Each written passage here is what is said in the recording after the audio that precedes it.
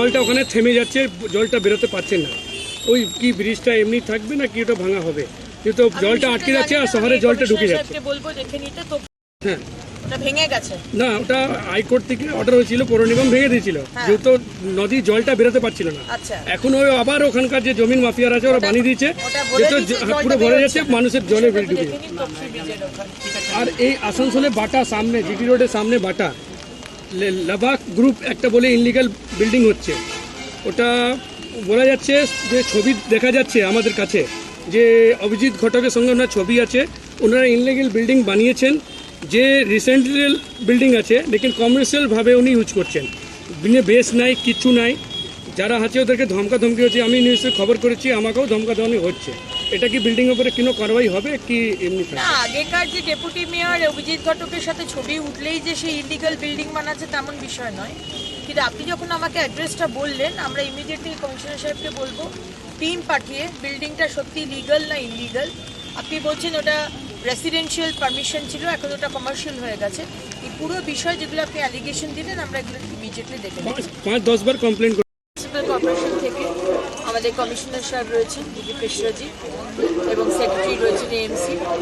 আমরা সবাই মিলে একটি গাড়ি আনিয়েছি, আর রোড সাইড যে ময়লা সেটাকে জেট দিয়ে সাকশন মেশিন আর কি পুরো ভীষণ জোর, আপনারা দেখলেন যত ময়লা পড়ে আছে সব সাকশন করে নিয়ে নিচ্ছে।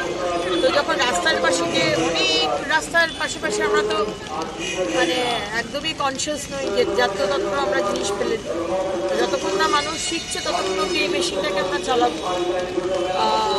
ভগৎ সিংয়ের দিকটা, ভগৎ সিং টু চিত্রা অনেকটা বড় রাস্তা, ভগৎ সিং টু গোপালপুর, ভগৎ সিং টু আসানসোল বাজার, রাস্তাগুলো যাতে পরিষ্কার থাকে এই গাড়িটা সেটার কাজে। এটা কি চলমান বাহন বলা যেতে পারে দিদি? চলমান সাফাই? হ্যাঁ, চলমান সাফাই বাহনই তো, চলতেই তো পুরো পাইপ দিয়ে ওটা সাকশন করতে করতে। এই গাড়িটা দিয়ে কতটা জায়গা পরিষ্কার করবে? কোনখান থেকে কোনখানে পরিষ্কার করবে যেটা বললেন আপনি?